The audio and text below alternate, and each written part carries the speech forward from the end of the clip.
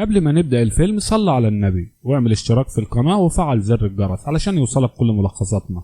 ويلا نبدأ الفيلم. فيلمنا بيبدأ مع مجموعة من الرهبان وهم واقفين قدام كهف، وبيتقدم تلميذ علشان عنده اختبار لو كسبه هيبقى معلم كونغ فو محترف واسمه فانج. وبيدخل التلميذ الكهف، وأول ما دخل الكهف يتفاجئ بمجموعة تماثيل خشبية واقفة قدامه. وأول ما اتكلم فانج ابتدت التماثيل تتحرك وتهجم عليه بكل شراسة. بعدها بدأت تظهر قدرات فانج الأسطورية في القتال، لأنه بيستخدم فن سحري بيقدر يحول جسمه لنحاس علشان الضربات ما تأثرش فيه. بعدها نط فانج بين الرجال الخشبيين من غير ما يحس بخوف ونزل ضرب فيهم بدون رحمة. وبالرغم من ان عدد الرجال الخشبيين كتير الا انه قدر يصدهم من غير خوف، وضرباتهم ما أثرتش فيه. وفرح جدا انه هزمهم وافتكر انه كسب التحدي. لكن بيتفاجئ فانج ان الرجال الخشبيين بدأت تتحرك وبتتجمع مع بعضها وكونت راجل خشبي ضخم. والراجل الخشبي هجم على فانج علشان يقضي عليه ودمر كل المكان علشان يوصله.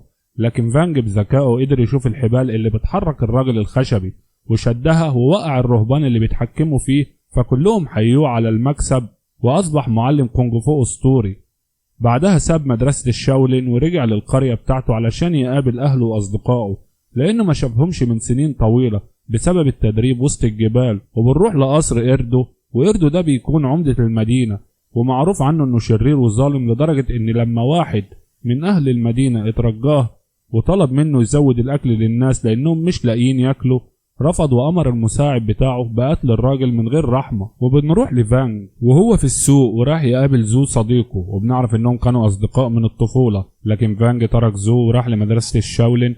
لكن لما شافوا بعض فرحوا جدا وفضلوا يهزروا مع بعض. لكن اتفاجئوا براجل شكله غريب عنده مخالب بيجري ورا واحد وعايز يخلص عليه، بس من حسن حظه فانج اتدخل لحماية الراجل وقرر ياخده السجن.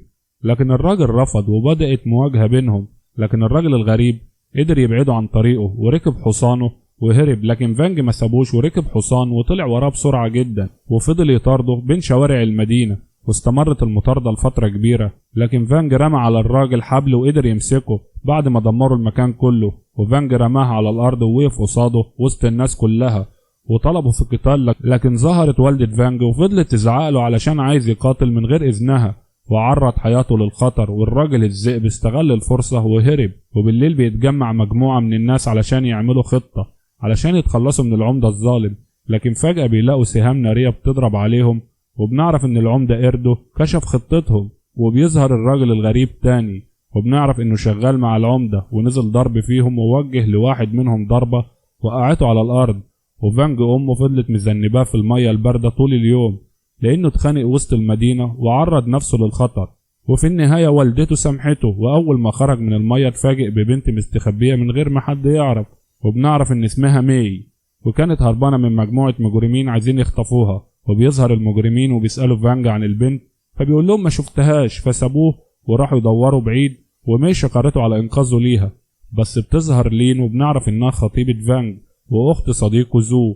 ولين فكرته بيخونها وبتتضايق وبتسيبه وتمشي. وفانج اتضايق من اللي حصل وقرر يصالح لين وراح وراها علشان يصالحها وفضل يدور عليها. وزو راح لاخته وقال لها ان ابوه متأخر ولسه مرجعش، وبدأ يقلقوا عليه. وبنعرف انهم اولاد قائد الثوار اللي العمدة قبض عليه. وبتكون لين بتجيب كتاب فيه اسرار خطيرة، وبنعرف ان ابوها اداهولها علشان تخبيه بعيد عن العمدة الظالم. وتاني يوم فانج بياخد ماي لبيت لين علشان يصالحها. لكن زو قال لهم انها مش في البيت وانها اختفت فجأة. وفانج قال لهم ممكن يكون شان خطفها. وبنعرف ان شان عنده اكبر عصابة في المدينة ومعروف انه محترف كونغ فو، وبيكون بيقاتل. وبيطلع له على الحلبة وبيبصله وبيبدأ قتال معاه لانه فاكر انه هو اللي خطف لين. وفانج ضربه قدام الناس كلها وروق عليه. لكن شان ضحك وبيعرف ان مش هو اللي خطف خطيبته. وفانج قلق عليها جدا. وفانج قاعد في البيت مع زو وماي. فجأة ظهرت لين ورفضت تقول هي كانت فين. وفانج اعتذر لها عن افعاله لكنها بترفض تسامحه وبتطردهم كلهم من البيت. والعمدة إيردو عرف ان لين ممكن تكون مخبية الكتاب معاها، فأمر الحرس بالقبض عليها. وماي وفانج ماشيين. فانج بيكون متضايق ان لين رفضت تسامحه. وفجأة بيظهر شان وكل اتباعه وحاصروا ماي وفانج. وبنعرف ان ماي بنت شان وكانت هربانة منه بسبب انها زعلانة معاه. شان شكر فانج انه رجع له بنته وقال له ان العمدة قبض على خطيبته هي وابوها وانه لازم ينقذهم في اسرع وقت. وبيظهر قائد الثوار وبيكون مضروب ومتبهدل، ومساعد العمدة هدده بقتل بنته لو ما قالوش مكان الكتاب فين. في البداية أبو لين رفض يقول له على مكان الكتاب، وبعدها خاف على بنته فأخد واحد من سيوف الحراس وقتل نفسه علشان ما يقولش حاجة عن الكتاب. وفانج بيوصل متأخر بعد ما أبو لين مات وبيلاقي خطيبته متاخدة رهينة، فبيغضب جدا من اللي حصل واستخدم فن الرجل النحاس علشان ما يتأثرش بالضرب، وهجم على رجالة العمدة ونزل ضرب فيهم وكسر عظمهم مع انهم اكتر منه، لكنه بيضربهم كلهم. وضرب مساعد العمدة، لكن مساعد العمدة هدده بقتل خطيبته وقدروا يهربوا من المكان. واول ما العمدة عرف باللي حصل اتضايق جدا وطلب من هيمو يستعد. هيمو قاتل مأجور ومعروف انه احسن شخص بيصنع سموم، وبيطلع ابو الرجل الذئب واكبر ابنه يشتغل عند العمدة مع انه بيكره العمدة. وتاني يوم فانج بيكون بيفكر في لين وبيحاول يوصل لها بعد ما هربوا بيها، وامه بتحاول تطمنه، وبيدخل واحد من الخدم ويديه رسالة من مساعد العمدة وبيطلب منه يقابله بالليل في وسط الغابة، وامه بتطلب منه ياخد حذره. وراح لهم فانج، ومساعد العمدة طلب منه الكتاب اللي كان مع قائد الثوار، وفانج طلع الكتاب واداهوله، بس اكتشف انه مزيف. وفجأة الرجل الذئب غضب وهجم على فانج ونزل ضرب فيه، لكنه قدر يتفادى ضرباته. وهم نازلين ضرب ببعض هيمو استغل الفرصة ورش على فانج واحد من سمومه وكان هيقضي عليه، لكن بتظهر امه في اخر لحظة وقدرت تنقذه. وقرر خصمه ينسحب من المعركة لان ابوه انصاب اصابة خطيرة. ومساعد العمدة استغل ان فانج مسموم وضعيف فامر الحراس تهجم عليه، لكن بيظهر شخص ملثم وبيضرب رجالة مساعد العمدة وخلاهم هربوا. وبيروح لفانج وبيكشف وشه، وبنعرف انه شان وساعد فانج علشان انقذ بنته، وخدوه حطوه في بخار علشان السموم تخرج من جسمه. بعدها العمدة زعق لهيمو وابنه لانهم فشلوا في المهمة، وهيمو اعتذر للعمدة عن الفشل وترجاه يعفو عنه. وبنعرف ان الرجل الذئب مريض وابوه شغال عند العمدة غصب عنه لان هو الوحيد اللي معاه العلاج بتاع ابنه، ومن غير العلاج هيموت. وفانج قدر يوصل لكتاب الثوار ووراه لامه وصديقه زو وشان علشان يتأكدوا هو الكتاب ولا لا. وفجأة بتوصله رسالة من الذئب بيطلب يتحداه لوحدهم، وفانج قبل وراح له الغابة علشان يواجهه. وبتبدأ المعركة وفانج بيحاول يقنع الذئب يوقف قتال لكنه بيرفض. فانج بيكون عارف انه هو بيقاتل غصب عنه بسبب العمدة وهجم على فانج، لكن فانج اتعصب ونزل فيه ضرب باسلوب الرجل النحاسي، بس رفض يقتله لانه عارف انه بيقاتل غصب عنه وسابه يعيش. والذئب اول ما روح البيت اكتشف ان ابوه مات بسبب مرضه فحزن جدا وفضل يعيط عليه. وفانج بيروح لامه وشان وقال لهم عن معركته مع الذئب، واتفاجئ ان صاحبه زو مش موجود. وبنعرف ان زو راح علشان يقابل العمدة الظالم وطلب منه يحرر اخته مقابل كتاب الثوار.